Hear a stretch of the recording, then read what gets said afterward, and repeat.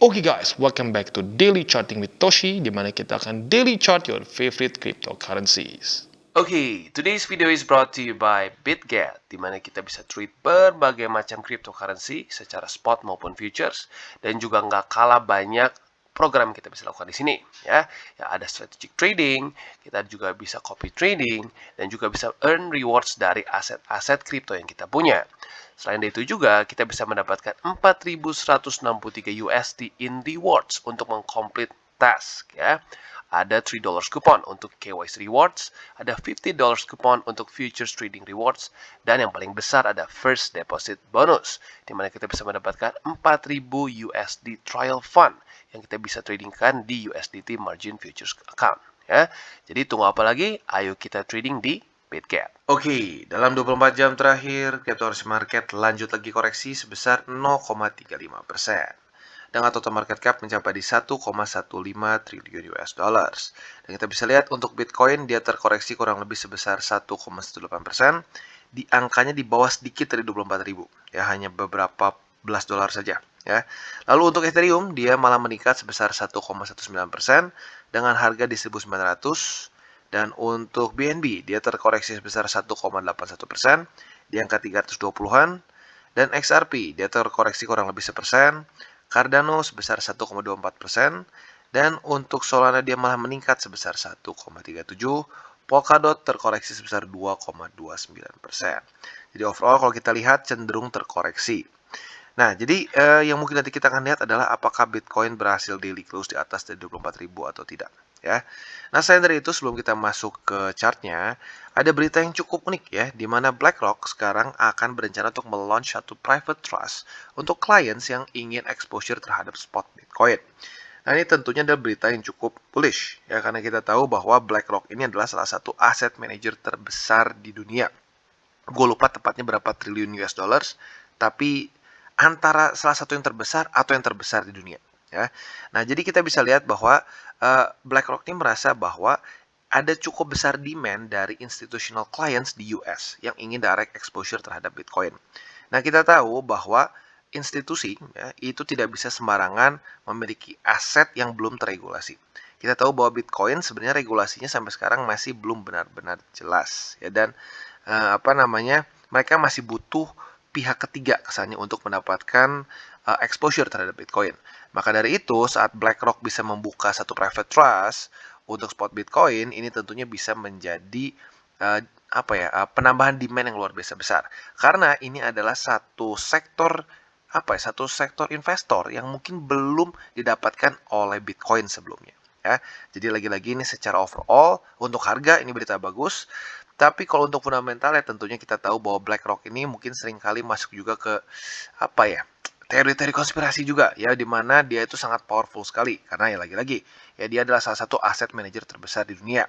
Bahkan salah satu yang mungkin paling kontroversial dari BlackRock ini adalah mengenai ESG ya, di mana mereka ini menekankan sekali untuk urusan ya kasarnya go green lah. Tetapi permasalahannya go green ini jadi sedikit jadi sedikit political ya. Buat lo yang penasaran boleh cek di YouTube karena kalau kita ngejelasin mengenai berbagai macam teori konspirasi BlackRock akan terlalu panjang.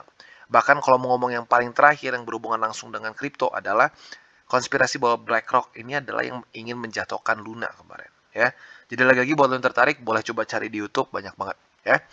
Nah, jadi overall untuk harga this is good, tapi untuk fundamental sedikit bikin deg-degan ya. Nah, jadi selanjutnya kita akan geser ke harga ya. Untuk Bitcoin kita bisa lihat bahwa ternyata kemarin gagal ya.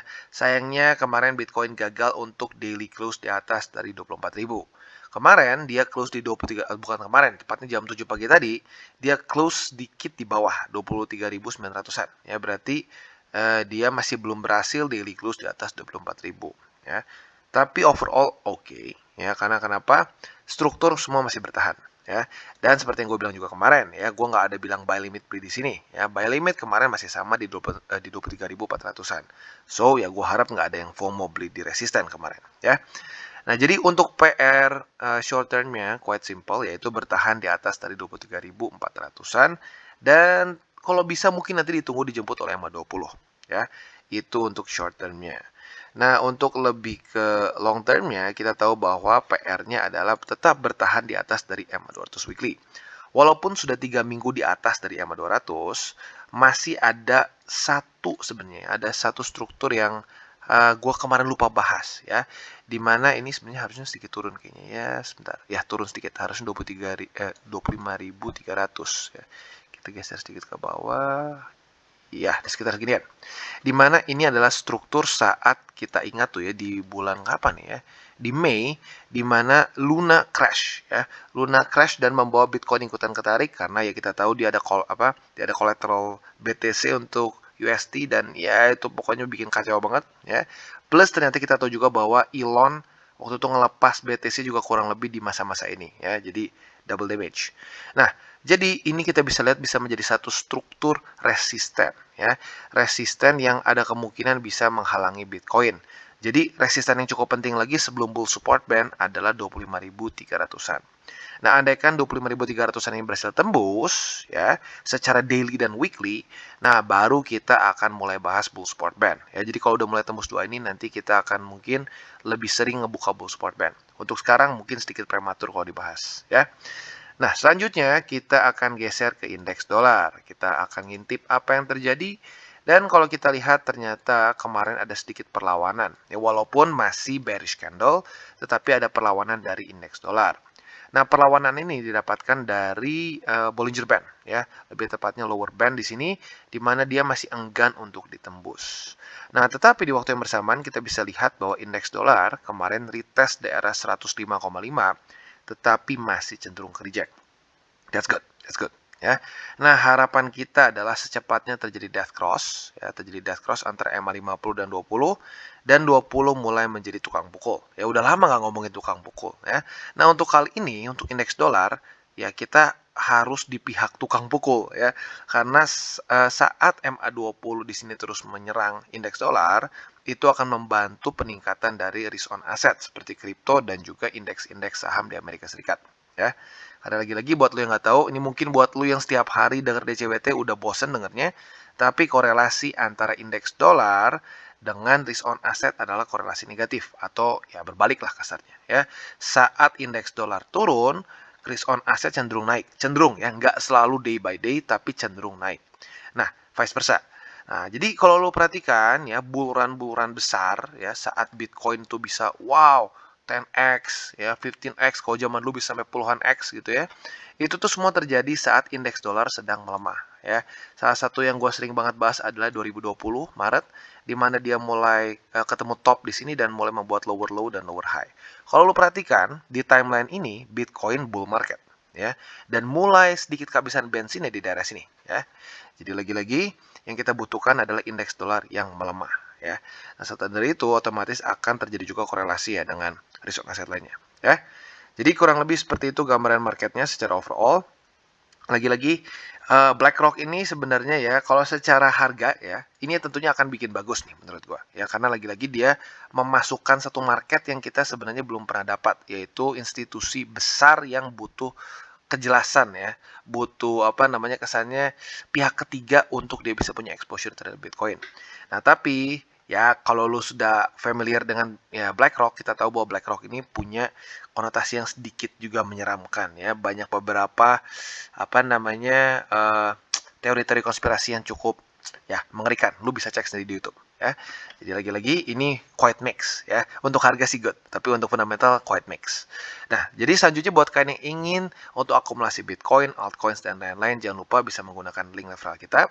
Dan jangan lupa juga bahwa DCWT ini bukanlah financial advice dan bukan juga bagi-bagi sinyal.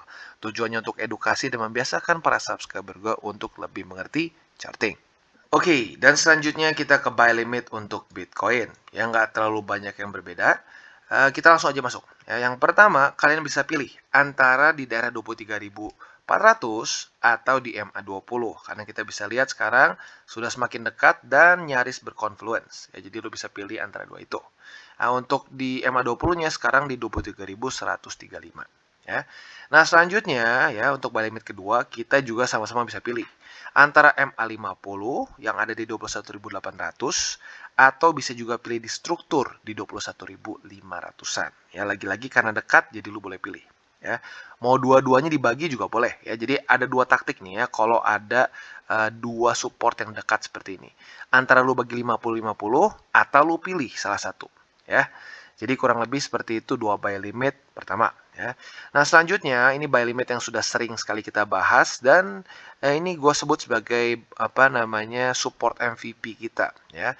Pada bear market kita kali ini daerah 19.300 ini menjadi support yang sangat penting, di mana dia beberapa kali menahan harga Bitcoin supaya tidak membuat lower low. Ya, di sini bahkan dia sempat membuat double bottom ya. Bahkan kalau bisa dibilang di sini sempat triple bottom ya. Akhirnya lanjut lagi ke atas. Jadi itu adalah buy limit ketiga kita ya. Jadi kurang lebih seperti itu ya. Dan gini, ada yang sempat komen, wah bang, gue gara-gara nungguin lu nih kemarin di daerah 15.600, gue jadi nggak dapet nih, sekarang udah naik. Gue penasaran sama itu orang, apakah dia nonton DCWT dengan baik atau tidak. Karena buy limit gue udah setiap kali gue bahas, ada beberapa ya.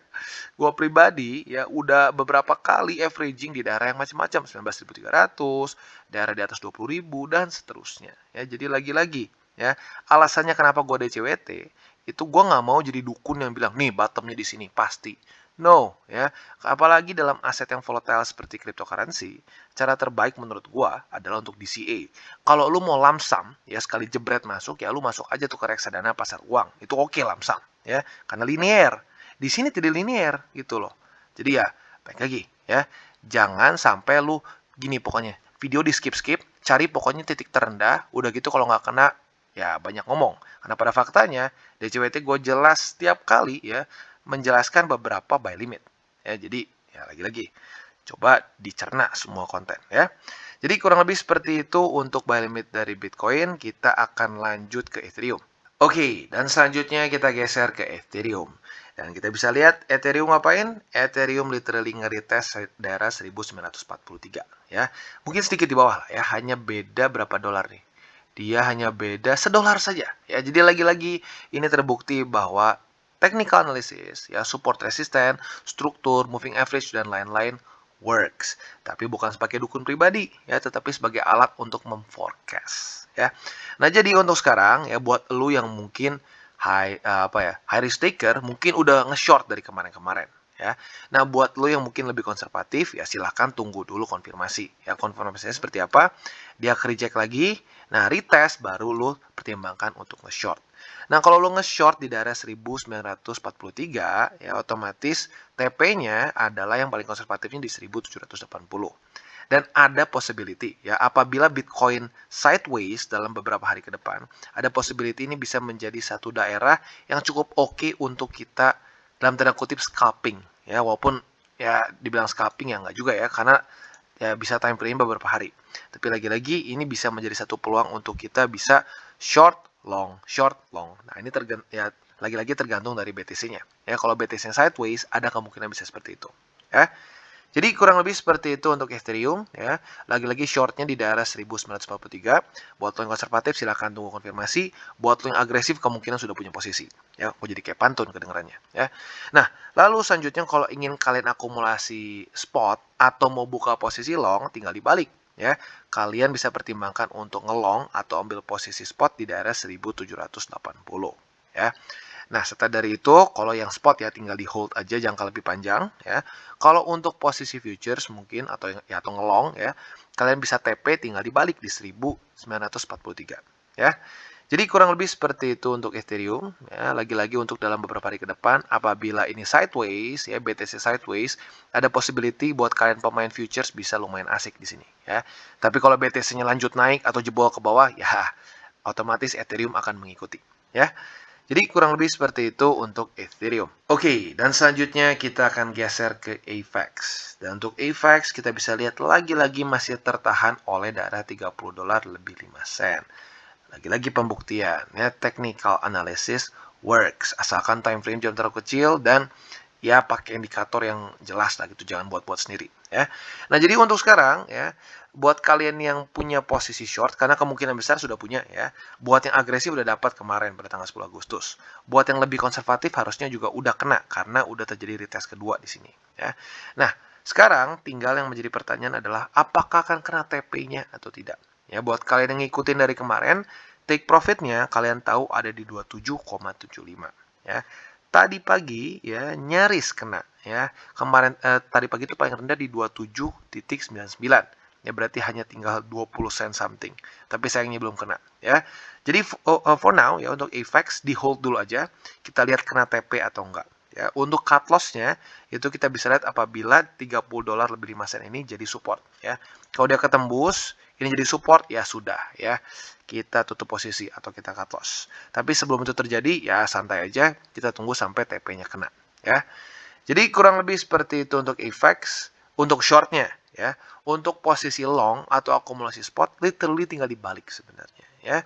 Lagi-lagi teknik analisis gua lebih prefer simple ya.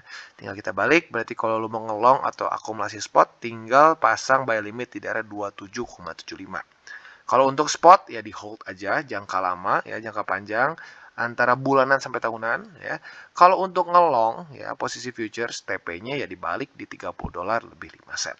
Ya, jadi lagi-lagi simple, jangan dibikin rumit. Kalau dibikin rumit ujung-ujungnya lu nggak buka posisinya, sekalinya nggak buka malah ya jadi hilang profit atau malah ujung-ujungnya lu buka asal dan malah kena liquid ya. Jadi kurang lebih seperti itu untuk AVAX. Oke, dan selanjutnya kita geser ke BNB. Dan untuk BNB kita bisa lihat dia nyaris kena MA200 terutama pada tanggal 10 Agustus ya. Tetapi sayangnya belum kena, maka ya bersabarlah ya. Jadi MA200 ini mungkin satu resisten yang sudah kita bahas dari dia kapan ya? Kayaknya beberapa minggu lalu ya. Dimana gue bilang kalau lo mau nge-short bisa pertimbangkan di sana karena secara risk rewardnya cukup bagus ya. Nah tetapi kita bisa lihat cukup lama dia nggak kena-kena, sekarang MA20 semakin dekat ya. Jadi kalau bisa secepat mungkin nih kenanya ya. Kalau udah kena lo tinggal bisa pertimbangkan short. Kalau udah short di MA200 tinggal lo TP-nya di mana. Untuk yang konservatif bisa TP di MA20 ya. Buat kalian yang lebih agresif bisa pertimbangkan di 263,6. Ya, untuk sekarang kita fokusnya konservatif dulu aja, MA20 daily yaitu di 296,3. Nah, itu untuk nge-short ya. Untuk nge-long atau akumulasi spot tinggal kita balik ya. Bisa juga kalian pertimbangkan di MA20. Ya, kalau untuk spot lagi-lagi kalian hold dalam jangka yang lebih panjang, bulanan sampai tahunan ya. Dan untuk untuk posisi long ya, untuk posisi long kalian tinggal TP-nya bisa pertimbangkan di MA200 daily. Ya, jadi literally tinggal dibalik. Ya. Jadi kurang lebih seperti itu untuk buy limit dari BNB ya. Secara struktur kita bisa lihat bahwa BNB adalah salah satu aset yang ini ya performanya bagus. Dengan sangat jelas membuat higher high, higher low, higher high, higher low dan seterusnya. Jadi seperti yang gue bilang, orang berdebat gitu ya, wah ini aset lagi bearish, bearish bullish dengan berbagai macam cara yang aneh-aneh gitu ya. Kalau gue sih simple aja, ini aset buat higher high, higher low nggak? Kalau dia buat higher high, higher low, dia minimal bullish untuk short term, gitu ya.